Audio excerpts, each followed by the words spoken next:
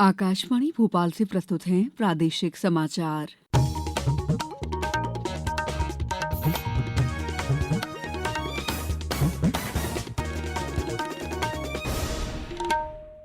नमस्कार, समाचारों के साथ मैं दीपा सिंह।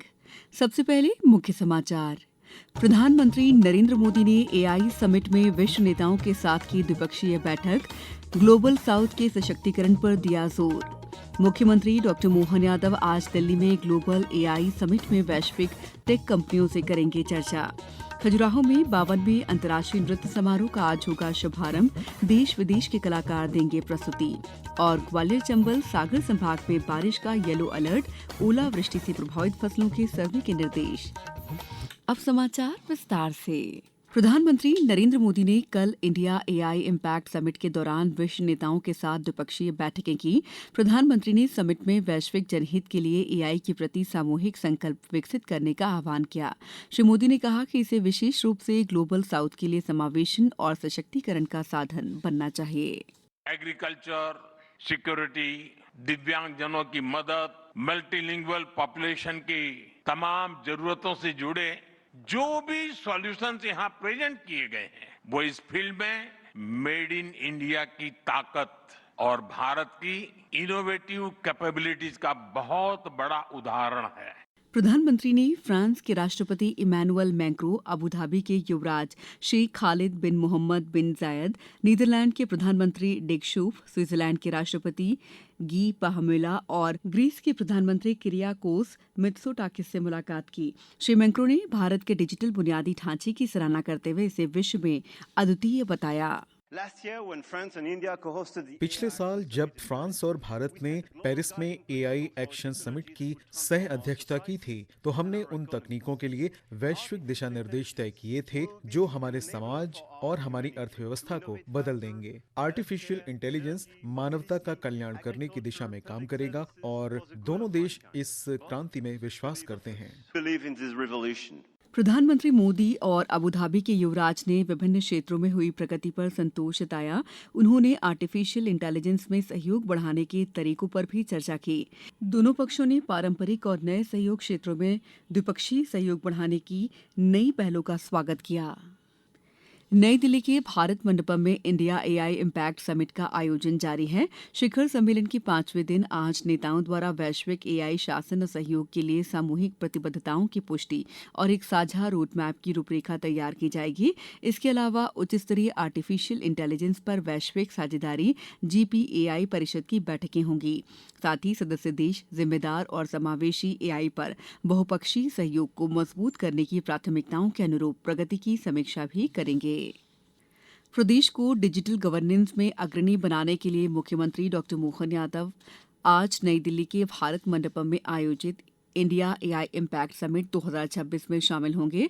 मुख्यमंत्री यहां वैश्विक तकनीकी कंपनियों के साथ 1-to-1 चर्चा करेंगे, जिसमें सेमीकंडक्टर, क्लाउड कंप्यूटिंग और साइबर सुरक्षा जैसे भविष्य के क्षेत्रों में निवेश पर ध्यान केंद्रित किया जाएगा। इस समिट में मध्य प्रदेश का अपना विशेष पवेलियन भी आकर्षण का केंद्र है, जहां राज्य के 14 एआई स्टार्टअप्स और शासन व्यवस्था में एआई के सफल प्रयोगों को प्रदर्शित किया जा रहा है। प्रदेश कैबिनेट ने आगामी वर्ष 2026-27 के लिए नई आबकारी नीति को मंजूरी दे दी है। सरकार ने स्पष्ट किया है कि प्रदेश में कोई भी नई शराब की दुकान नहीं खोली जाएगी और शराब दुकानों के अहाते भी पूर्ववत बंद रहेंगे। साथ ही मां नर्मदा तट से 5 किलोमीटर की दूरी और पवित्र नगरों में मदिरा बिक्री पर लगा प्रतिबंध यथावत रहेगा।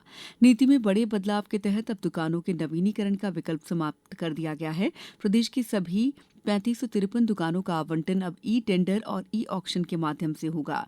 जनजातीय स्वसहायता समूहों द्वारा निर्मित महुआ मदिरा को अन्य राज्यों में ड्यूटी मुक्त कराने के लिए भी विशेष प्रावधान किए गए हैं।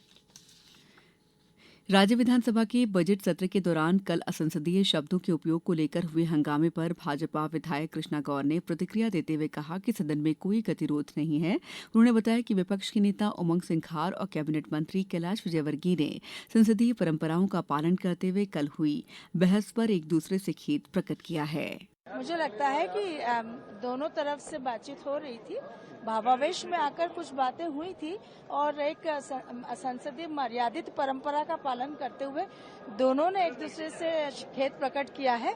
और निश्चित रूप से मैं मानती हूं कि ऐसा सकारात्मक वातावरण विधानसभा में प्रस्तुत हुआ है जिसके लिए सभी प्रशंसा के पात्र हैं। ये समाचार आप आकाशवाणी मध्य प्रदेश से सुन रहे हैं। ये समाचार बुलेटिन YouTube पर Madhya Pradesh news all India radio channel पर और Facebook साथ ही X प्लेटफॉर्म पर AIR न्यूज भोपाल पर सुने जा सकते हैं। इसके अलावा आप हमारी वेबसाइट newsonair.gov.in पर अथवा न्यूज ऑन AIR ऐप पर भी समाचार सुन सकते हैं। खजुराहो में 52वें अंतर्राष्ट्रीय खजुराहो नृत्य समारोह का शुभारंभ आज होने जा रहा है। 26 फरवरी तक चलने वाला महोत्सव इस बार नटराज की विशेष थीम पर आधारित है, जो नृत्य और सृजन के प्रतीक के रूप में भारतीय संस्कृति को प्रदर्शित करेगा। समारोह के पहले दिन आज पद्मश्री ममता शंकर का कथक नृत्य मंदिर परिसर के मंच पर सजेगा। इस साल पहली बार समारोह में सांस्कृतिक रैली और राष्ट्रीय बाल नृत्य महोत्सव जैसे नए आकर्षण भी जोड़े गए हैं। कला और आध्यात्म के इस अनूठे संगम में शामिल होने के लिए देश विदेश से बड़ी संख्या में कला प्रेमी खजुराहो पहुंच रहे हैं। उच्च शिक्षा उत्कृष्टता संस्थान भोपाल में आज से 2 दिवसीय विज्ञान जागृति उत्सव का शुभारंभ हो रहा है। मध्य प्रदेश विज्ञान और प्रौद्योगिकी परिषद के सहयोग से आयोजित इस उत्सव का उद्देश्य युवाओं में वैज्ञानिक दृष्टिकोण और तार्किक चिंतन को बढ़ावा देना है। प्रदेश में मौसम के 2 अलग अलग रंग देखने को मिल रहे हैं। जहां खंडवा में तापमान 34 डिग्री के पार पहुंच गया है, वहीं खजुराहो 9 डिग्री के साथ प्रदेश में सबसे ठंडा रहा। बेमौसम बारिश ने जनजीवन प्रभावित किया है। मौसम विभाग ने ग्वालियर, चंबल, सागर संभाग के जिलों में बारिश, बिजली चमकने और 30 से 40 किलोमीटर प्रति घंटे की रफ्तार से तेज हवाएं चलने का येलो अलर्ट जारी किया है।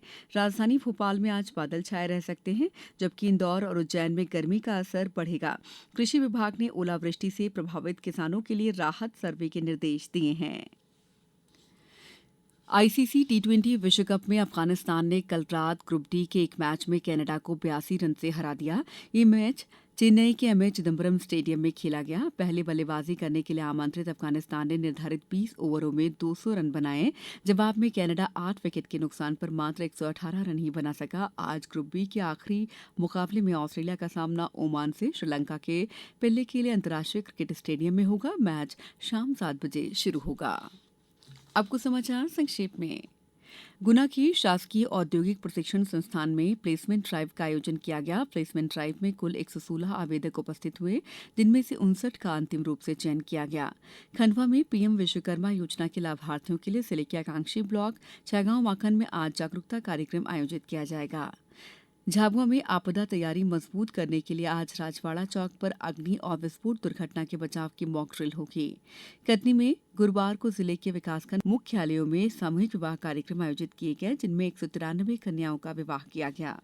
खरगोन में फोटो निर्वाचक नामावली के विशेष गहन पुनरीक्षण 2026 के अंतिम प्रकाशन को लेकर कल स्टैंडिंग कमेटी की बैठक आयोजित की जाएगी। बैतूल कलेक्टर ने गुरुवार को सीएम हेल्पलाइन की शिकायतों की विभागवार समीक्षा की। उन्होंने सभी जिलाधिकारियों को निर्देश दिए हैं कि शिकायतों के निराकरण में किसी प्रकार की कोताही बर्दाश्त नहीं की जाएगी। इस बुलेटिन में बस इतना ही। अगला बुलेटिन दोपहर 2:10 पर। नमस्कार।